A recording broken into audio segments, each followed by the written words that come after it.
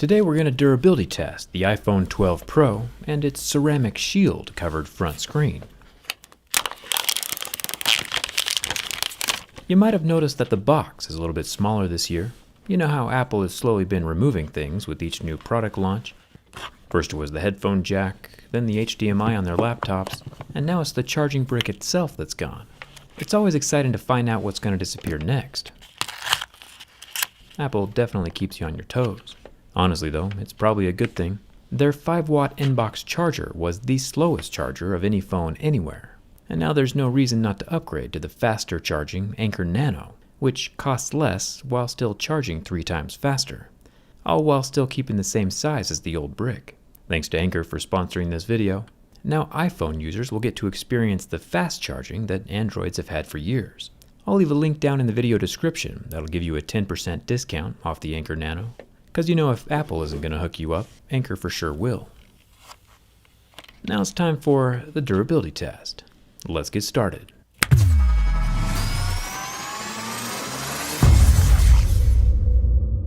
Personally, I think it's a bit sus that Apple got rid of the free inbox charger at the exact same time they came out with a new type of magnetic charging, which conveniently cost $40 by the way.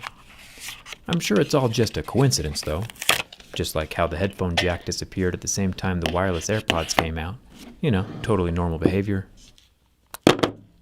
You can see that inside the magnetic circular attachment is a group of coiled wires that transfer power to the other set of coiled wires inside of the phone. We'll have to see what those look like for realsies when we open them up for the teardown video. But while we're here on the outside, we can see where the magnets are located with some metal shavings.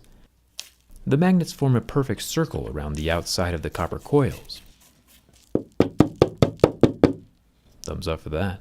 I think it's kind of cool, even if you aren't able to keep your credit card and phone in the same pocket anymore. It's probably a good idea in general though to keep metal shavings away from your phone. If you remember, the earpiece and loudspeaker are also both made with magnets, so if any small shavings get sucked up inside of the phone, it can tear the speakers to shreds. I'm sure the IP68 waterproofing will help keep the dust and shavings out, but still, it's better safe than sorry. Speaking of being safe rather than sorry, Apple has stepped up their phone design quite a bit this year with a lot of focus on the screen. Apple says their new ceramic shield is a step beyond glass, but it's also important to listen closely to their carefully structured buzzword-filled sentences. Apple said they've included nano-ceramic crystals within the glass matrix to dramatically improve toughness, and yeah, they might have found a new way of forming glass to make it tougher. But those new crystals are still within a glass matrix, which means it's still glass, no matter how many other words they add to the sentence. And if glass is still glass, you know the rest. Apple doesn't mention much about scratch resistance, just drop protection and toughness. They also use the phrase, along with our new design, it makes the iPhone tougher than ever. So it's not just the new glass.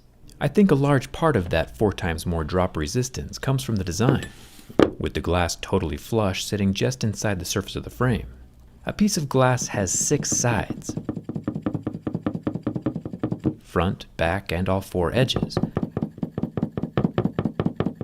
And with 5 of those 6 sides protected by this phone frame in a way that most smartphones are not built, it really does make this iPhone 12 Pro more shatter resistant. So I do believe Apple's claim about the glass being 4 times tougher, but I think the protective design has more to do with it than the buzzwords do. I've scratched hundreds and hundreds of phones in this exact same way, and Apple's ceramic shield is still scratching at a level 6 with deeper grooves at a level 7. It might just be my imagination, but it does look like the level 6 scratches are a tad more faint, but they're definitely still there. Ceramic shield is not the product that will bring us to the next level of Mohs hardness.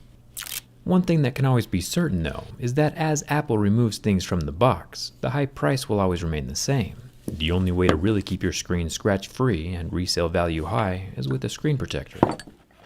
I've installed thousands of screen protectors from my pre-YouTube phone repair days, and it only takes a few seconds. The biggest obstacle is the dust underneath the glass.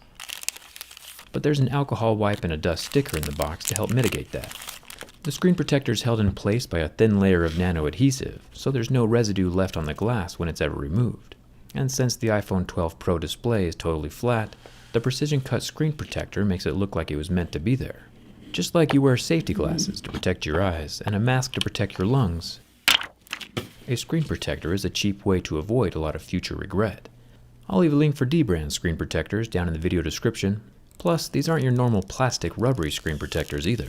It's an additional layer of protective tempered glass. And as we know, glass is glass, and glass can.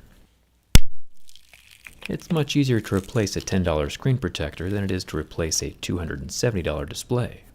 I'll leave that link in the description. Now, if I'm being totally honest, I do have to say that the iPhone 12 Pro is one of the cleanest looking and best feeling phones that I've held in a really long time. And the frame is surprisingly hard to scratch. The sides of the iPhone 12 Pro are made from stainless steel, and since my razor blade is also made from stainless steel, they're having a hard time damaging each other. The paint is obviously still going to scratch off. Most phones are usually made from softer aluminum. Aluminum's like a 3 or 4 on Mohs scale, so this stainless steel at Mohs 5 is quite a bit more resilient. It's just the paint that's not. The silver-colored version of the iPhone is going to hide this kind of damage the best. There is no expandable memory, of course. There never was. The magnets on the back can be a handy SIM card removal tool holder. And then, of course, at the bottom, we still have our lightning port. I'm also a big fan of the textured glass back here. You can hear the difference my razor makes when it goes from the rough frosted texture to the smooth glass on the Apple logo. The textured glass has the ability to act like sandpaper to other objects, since glass is a very hard material. Softer objects like this penny will leave marks behind on the glass, but the marks aren't permanent. It's just dust caught on the rough surface, and can be rubbed away. The top camera bump is relatively reasonable this year, when compared to Samsung's monstrosities. The bottom lens is a 12 megapixel, 2x optical zoom telephoto. Then we have the 12 megapixel ultra-wide in the center, and the main 12 megapixel sensor up top. And each camera lens is again covered with its own sapphire crystal lens cover. It's still getting marks at levels 6 and 7, but you already know how I feel about that. The screen of the iPhone 12 Pro is a 6.1-inch Super Retina XDR display, meaning it's OLED, and has a slightly higher resolution than 1080p. A cool thing, though, is that even after 30 seconds from the heat of my lighter, the pixels on the OLED are still unfazed, with zero damage. Other phones start to turn white and not recover. Now, I'm no materials expert, but ceramic is a slower conductor of heat than glass is, meaning that the heat doesn't transfer through it as easy. So it is possible that Apple's new screen material is keeping the heat away from the pixels.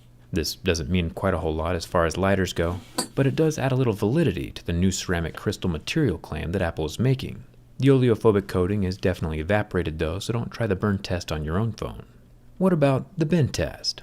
I mean, it's probably easy to guess, but with the more solid stainless steel frame and recessed glass on both sides keeping the box rigid, the iPhone 12 Pro is a non-flexing tank of a cell phone, and I'm impressed. No bends, kinks, or cracks of any kind in the frame. Apple is, and always has been, premium and expensive, but at least lately the materials have started to match the price tag a bit better. I used my last phone for over 3 years, and I've only had my current phone for about a year, so I'm not ready to upgrade just yet. Maybe someday I'll try out the iPhone again, but I'll wait till next year's iPhone 13 Pro Max Ultra Plus 6G No Screen Edition before I make up my mind. I'll leave links in the description for that stuff Apple forgot to include, like the charger and screen protector. Let me know what you think of Apple's new phone down in the comments. You cool with them leaving out the charger? Come hang out with me on Instagram and Twitter. And thanks a ton for watching. I'll see you around.